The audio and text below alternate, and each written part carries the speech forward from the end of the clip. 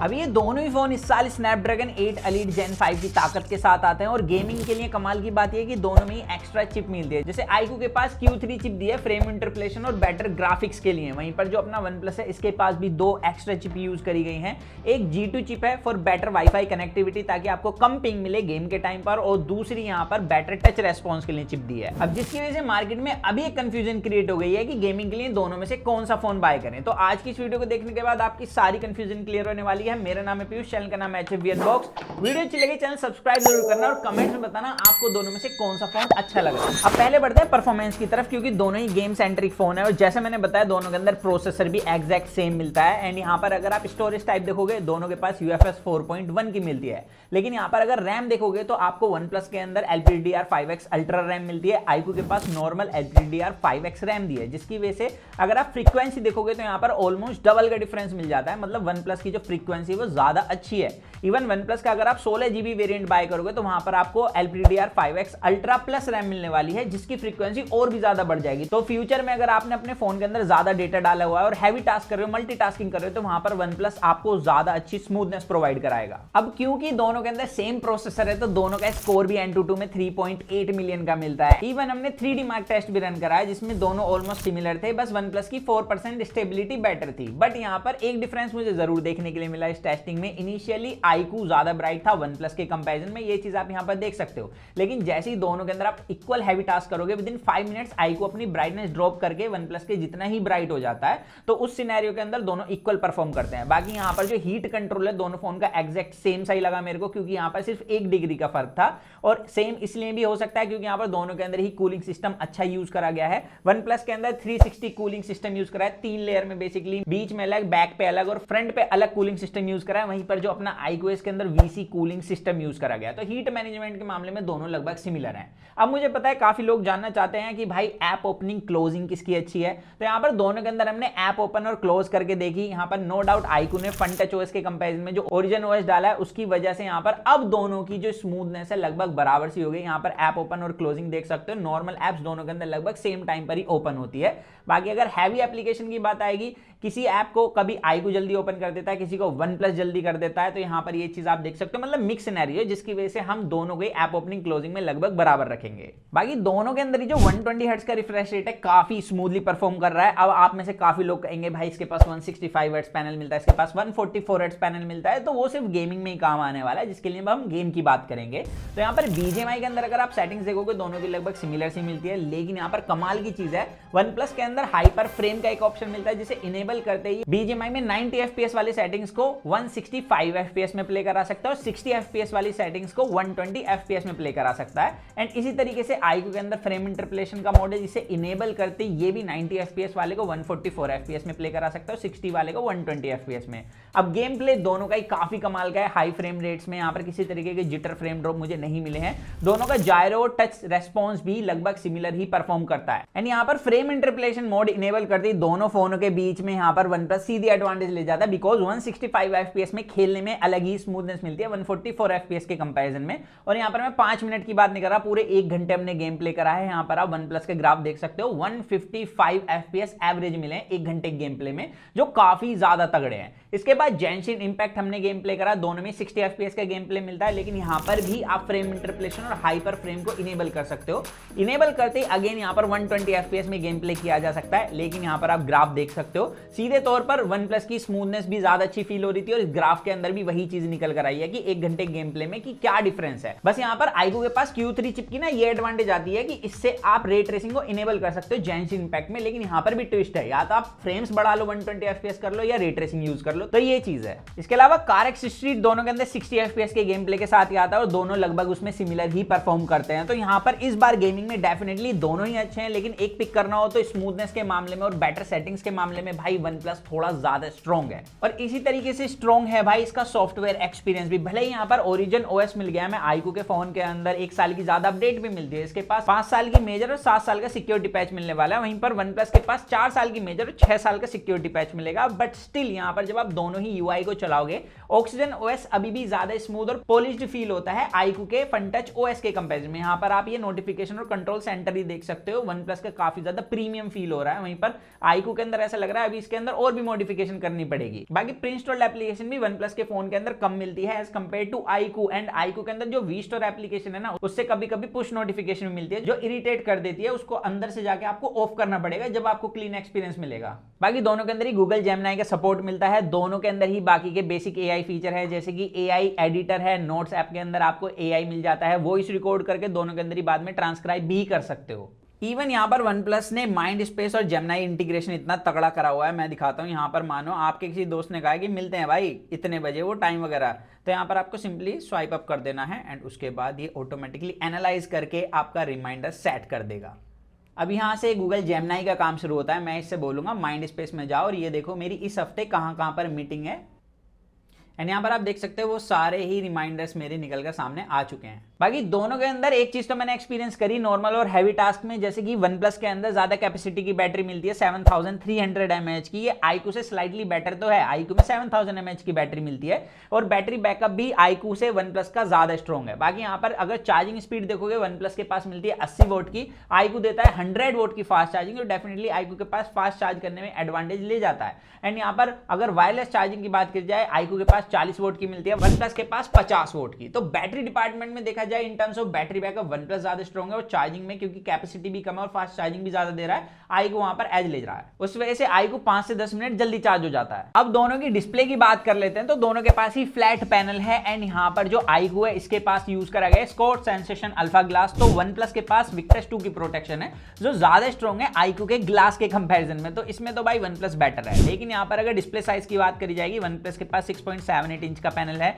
iQOO के पास 6.85 inch का panel है। अब iQOO के पास यूज करेंगे 2K डिस्प्ले और ये 144 हर्ट्ज रिफ्रेश रेट के साथ आती है, लेकिन OnePlus के पास सिर्फ 1.5 के डिस्प्ले है, लेकिन इसका हाई रिफ्रेश रेट 165 हर्ट्ज का है। हालांकि चलता दोनों के अंदर 120 हर्ट्ज है, गेमिंग में आप दोनों का फ्रेम इंटरपोलेशन यूज करके बूस्ट कर सकते हो 165 और 144 हर्ट्ज तक।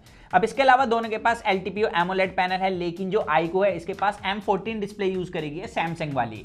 अब यहाँ पर दोनों की HBM ब्राइटनेस की बात करी जाए तो iQOO के पास HBM ब्राइटनेस 2600 निट्स की मिलती है, OnePlus के पास 1800 निट्स की HBM ब्राइटनेस है, जिसकी वजह से आउटर विजिबिलिटी जब हमने देखी तो यहाँ पर iQOO की स्लाइटली स्ट्रॉन्ग है OnePlus के कंपैरिजन में। और इसी तरीके से पीक ब्राइटनेस में भी डिफरेंस आता है, iQOO के पास मिलती है 6000 निट्स की peak brightness HDR content stream करते हुए, OnePlus के पास 3600 निट्स की पीक ब्राइटनेस है HDR कंटेंट स्ट्रीम करते हुए, जिसकी वजह से जब आप दोनों में HDR कंटेंट स्ट्रीम कर रहे हो तो iQOO की ज्यादा ब्राइट है। हालांकि दोनों के अंदर ही आप HDR10 HDR10+ और डोल्बी विजन कंटेंट स्ट्रीम कर सकते हो नेटफ्लिक्स पे, उसमें दोनों बराबर है। अब यहाँ पर थोड़ा सा ट्विस्ट ये आ जाता है, अगर आप नॉर्मल वीडियो देख रहे हो जैसे अभी आप मेरी वीडियो देख रहे हो यूट्यूब पर, उस कंडीशन के अंदर भाई जो iQOO की डिस्प्ले थोड़ी फीकी पड़ जाती है OnePlus के कंपैरिजन में, उस कंडीशन के अंदर OnePlus की डिस्प्ले अच्छी खासी ब्राइट है iQOO से। इवन इंडोर फुल ब्राइटनेस पे अगर आप दोनों फोन को चलाओगे वहां पर भी OnePlus की डिस्प्ले ज्यादा ब्राइट आपको लगने वाली है। तो बस यहाँ पर जो डिफरेंस आता है वो है दोनों में जब आप कंटेंट देखोगे वो है स्किन टोन के अंदर। यहाँ पर iQOO की डिस्प्ले थोड़ा रेड स्किन टोन शो करती है, वहीं पर जो OnePlus की डिस्प्ले थोड़ा बैलेंस कलर के साथ स्किन टोन शो कर रही है।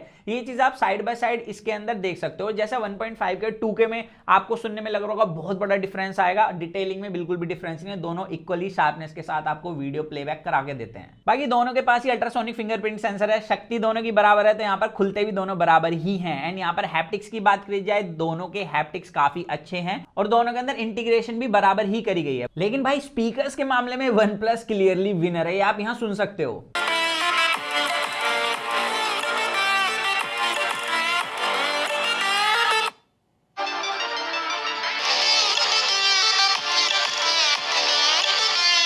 अब बात करेंगे दोनों के कैमरास की। दोनों में फ्रंट कैमरा 32 मेगापिक्सल का मिलता है, दोनों ही 4K 60 FPS में वीडियो रिकॉर्ड कर सकते हैं, यहाँ आप देख सकते हो। और ये दोनों फोनों के फ्रंट कैमरे की वीडियो क्वालिटी, एंड मैं रिकॉर्ड कर रहा हूँ भाई 4K 60 FPS में, एंड यहाँ पर डायरेक्ट लाइट पे देख सकते हो। भाई iQOO ना कुछ ज़्यादा स्किन टोन फ्लैट सा कर रहा है और काफ़ी ज़्यादा वाइट भी करने की कोशिश कर रहा है, वहीं पर OnePlus ने जो कलर्स हैं वो काफ़ी ज़्यादा बैलेंस रखे हुए हैं। एंड यहाँ पर लाइट कंट्रोल भी मेरे को iQOO से ज़्यादा अच्छा लग रहा है। एंड यहाँ पर अभी अपोजिट लाइट देखते हैं HDR किसका अच्छे से परफॉर्म कर रहा है। आई थिंक भाई वन प्लस ज़्यादा बेटर परफॉर्म कर रहा है मेरी टेस्टिंग के अंदर। वैसे आपको किसकी वीडियो एंड ऑडियो क्वालिटी अच्छी लग रही है वो कमेंट्स में ज़रूर बताओ। तो यहाँ पर ऑडियो क्वालिटी और वीडियो क्वालिटी में साफ तौर पे 4K 60 FPS में भाई जो वन प्लस है ये ज़्यादा बेटर है, क्योंकि आईक्यू के अंदर स्किन टोन काफ़ी ज़्यादा फ्लैट हो रहा है। एंड आप एक चीज़ और देखोगे कि जो स्किन टोन है वो वन प्लस ने ज़्यादा अच्छे से मैनेज किया हुआ है आईक्यू के कंपैरिजन में। बाकी आपको क्या अच्छा लग रहा है वो मुझे कमेंट्स में बता सकते हो। अब इसके अलावा अगर फ्रंट वीडियो पोर्ट्रेट मोड की बात करी जाएगी तो इसके अंदर भाई दोनों का एच डिटेक्शन तो सिमिलर है, लेकिन अगेन वही प्रॉब्लम आती है कि आईक्यू के अंदर स्किन टोन काफ़ी ज़्यादा फ्लैट और व्हाइट हो रहा है। वन प्लस ने इस चीज़ को काफ़ी अच्छे तरीके से मैनेज करके रखा है सिनेरियो के हिसाब से। तो definitely in terms of video recording front camera यहां पर आईक्यू से बेहतर वन प्लस निकल कर आता है। अब यहां पर बात करें दोनों के बैक कैमरास की, दोनों के अंदर 50 मेगापिक्सल का मेन कैमरा यूज करा है, 50 मेगापिक्सल का अल्ट्रा वाइड और 50 मेगापिक्सल का टेलीफोटो। वन प्लस के पास 3.5x टेलीफोटो लेंस है, आईक्यू के पास 3x टेलीफोटो लेंस है। हालांकि अगर आप मोड्स देखोगे तो आईक्यू के पास थोड़े से ज्यादा मिलते हैं, मतलब आप डिजिटली जूम करके आईक्यू के अंदर एक फोटो और एक्स्ट्रा मोड में क्लिक कर सकते हो। अब यहां पर बैक कैमरा वीडियो की बात करें उससे पहले बता दूं कि आईक्यू के पास 4K 60 FPS तक वीडियो रिकॉर्ड की जा सकती है, लेकिन जो वन प्लस है इसके अंदर 4K 120 FPS में भी आप वीडियो रिकॉर्ड कर सकते हो। अब यहां पर हमने 4K 60 FPS में वीडियो रिकॉर्ड करी है, जिसके अंदर HDR हिट जो है वो आईक्यू का थोड़ा सा बेटर लगा है, क्योंकि ऑब्वियसली सॉफ्टवेयर से थोड़ा ज्यादा वाइट करता है। अब वाइट करने का मतलब क्या है, जैसे आप स्किन टोन देखोगे आईक्यू के अंदर थोड़ा सा व्हाइटिश मिलता है और स्काई को भी थोड़ा ज्यादा ब्लू करता है वन प्लस के कंपैरिजन में। वन प्लस के अंदर स्काई वैसा ही है जैसा हमने एक्चुअली देखा था, क्योंकि भाई हम दिल्ली एनसीआर में रहते हैं, अभी काफी ज्यादा एक यूआई खराब है, तो यहां पर आईक्यू ने थोड़ा सा फेक तो किया हुआ है, लेकिन वन प्लस ने बिल्कुल वही सिनेरियो दिखाया जो उस टाइम पर था। बाकी इन टर्म्स ऑफ शार्पनेस भाई आईक्यू थोड़ा सा एज ले जाता है यहां पर, एक तो ये ब्लैक पार्ट को भी थोड़ा ज्यादा बूस्ट करता है इस वजह से। बाकी आप बताना कमेंट्स में आपको किसकी वीडियो क्वालिटी अच्छी लगी। बाकी फोटोज की बात करी जाए तो फ्रंट कैमरा फोटोज में आप साफ तौर पर देख सकते हो यहां पर स्किन पर लाइट कंट्रोल वन प्लस का कितना ज्यादा बेहतर है। आईक्यू में बहुत ज्यादा फ्लैट स्किन टोन हो चुका है, एंड ये एक सिनेरियो नहीं मल्टीपल सिनेरियो में आप देख सकते हो। इवन HDR हिट भी वन प्लस के फोन का काफी ज्यादा अच्छा है। एंड यहाँ पर मेरे को पता नहीं क्यों आईक्यू ने ऐसा फिल्टर से लगाया हुआ है, हालांकि हमने दोनों में फिल्टर खुद से किसी में इनेबल नहीं किया हुआ, दोनों में हमने नॉर्मल मोड पे लगाया हुआ है। यहाँ पर एज डिटेक्शन हालांकि आईक्यू का पोर्ट्रेट मोड के अंदर थोड़ा बेटर मिलता है, लेकिन ओवरऑल जो स्किन टोन है बैकग्राउंड के अंदर पोर्ट्रेट में ब्लर है, वो सब चीजें भाई आईक्यू से ज्यादा वन प्लस बेहतर ऑफर करता है फ्रंट कैमरे में। बाकी बैक कैमरे के साथ भी सेम सिनेरियो है, अगर आपको थोड़ी ज्यादा व्हाइट फोटोज पसंद है तो आपको हो सकता है आईक्यू अच्छा लगे, लेकिन अगर आपको बैलेंस कलर के साथ फोटो पसंद है, स्किन टोन वैसे ही चाहिए जैसा आपका रियल लाइफ में है उस तरीके का, तो यहाँ पर वन प्लस थोड़ा बेटर एडवांटेज ले जाता है उस सिनेरियो के अंदर। एंड यहाँ पर आईक्यू के अंदर ये प्रॉब्लम भी है कि अगर इसको हल्की सी कहीं से व्हाइट लाइट मिल गई तो कुछ ज्यादा ही व्हाइट कर देता है। स्किन टोन इतना गोरा मैं हूं नहीं भाई जितना इसने करके दिखा दिया। अब यहाँ पर पोर्ट्रेट मोड के अंदर एज डिटेक्शन दोनों का सिमिलर ही है हर मोड के अंदर। बाकी HDR हिट यहाँ पर आप देख सकते हो, HDR हिट दोनों ने काफी अच्छा किया हुआ है, लेकिन आईक्यू ने सब्जेक्ट को थोड़ा और हाईलाइट किया हुआ है, उसकी वजह से फोटो थोड़ी आई प्लीजिंग लग रही है। लेकिन यहाँ पर टोटली डिपेंड करेगा कि आपको किस तरीके की फोटोज पसंद है, तो वो आप मुझे कमेंट सेक्शन में जरूर बताना। अब यहाँ पर दोनों के पास ही लगभग इक्वल मोड मिलते हैं पोर्ट्रेट मोड के अंदर, जिसके अंदर हमने फोटोज क्लिक करी है। यहाँ पर आप देख सकते हो side by side skin tone सीधे तौर पर अगर आपको व्हाइट चाहिए आईक्यू पसंद आएगा, लेकिन अगर आपको एक बैलेंस स्किन टोन चाहिए तो यहाँ पर वन प्लस मेरे हिसाब से एक बेस्ट फोन होने वाला है आपके लिए। तो आई थिंक अगर आपको जैसे स्किन टोन है वैसा चाहिए, ज्यादा गोरा नहीं होना, तो वन प्लस अच्छी चॉइस है, लेकिन अगर आपको गोरा होना है तो यहाँ पर आपको आईक्यू बढ़िया लग सकता है। अब बिल्ड और इन हैंड फील पर आते हैं तो थोड़ा सा ना ये कलर्स पर भी डिपेंड करेगा। जैसे यहाँ पर मेरे पास जो कलर है उस कलर के अंदर जो वन प्लस है ये ज्यादा अच्छी प्रीमियम इन हैंड फील दे रहा है, और इसकी थोड़ी विड्थ भी कम है, जिसकी वजह से ग्रिप ज्यादा अच्छी बन गई है इसकी आईक्यू के कंपैरिजन में। अब कलर से मेरे कहने का मतलब एक और भी है, जैसे मेरे पास ये व्हाइट कलर है, यहाँ पर आपको मेटल फ्रेम तो मिलता है लेकिन बैक में ग्लास यूज करा गया है, बट कौन सा ग्लास है ये चीज हमें नहीं पता। और अगर आप इसका ब्लैक कलर बाय करोगे वहां पर फाइबर ग्लास यूज करा गया है बैक में, हालांकि वहां पर भी आपको साइड में एल्यूमिनियम फ्रेम ही मिलता है। वहीं पर जो वन प्लस का कलर है मेरे पास सैंडस्टॉर्म में है, जो सबसे ज्यादा प्रीमियम कलर है वन प्लस का, हालांकि इसके और भी कलर्स आते हैं। अब इस कलर में और उन कलर में डिफरेंस क्या वो समझाता हूं। अब इसके साइड में जो फ्रेम यूज करा गया है इसमें micro arc oxidation technology use करी है, जिसकी वजह से इसकी स्ट्रेंथ एल्यूमिनियम और टाइटेनियम के कंपैरिजन में ज्यादा बढ़िया है। मतलब ग्रे का तो बैंड होने के चांसेस काफी कम है उनके कंपैरिजन में। बाकी यहाँ पर जो बैक में यूज करा गया है ये फाइबर ग्लास यूज करा गया है, लेकिन अगर आप ब्लैक कलर या इनका पर्पल कलर बाय करोगे तो वहां पर आपको साइड का फ्रेम एल्यूमिनियम का मिलेगा और बैक में आपको वहां पर ग्लास मिलने वाला है। But personally premium in hand feel इन दोनों फोनों के अंदर ये ज्यादा अच्छी दे रहा है। बाकी बिल्ड में दोनों की IP68 69 रेटिंग मिलती है, लेकिन OnePlus के पास इसमें भी एडवांस चीज आ जाती है कि 69K रेटेड भी है। अब इसके अलावा दोनों के पास एक्स्ट्रा फीचर भी मिलते हैं, दोनों ही IR ब्लास्टर के साथ आते हैं, लेकिन दोनों के पास अपनी अलग अलग शक्ति भी है। जैसे OnePlus के पास आपको साइड में प्लस की मिलती है जिसको आप कस्टमाइज कर सकते हो कोई भी टास्क करने के लिए। इवन जो OnePlus का माइंड स्पेस फीचर है उसको भी आप यहाँ से यूज कर सकते हो। वहीं पर जो iQOS के पास RGB लाइट मिलती है,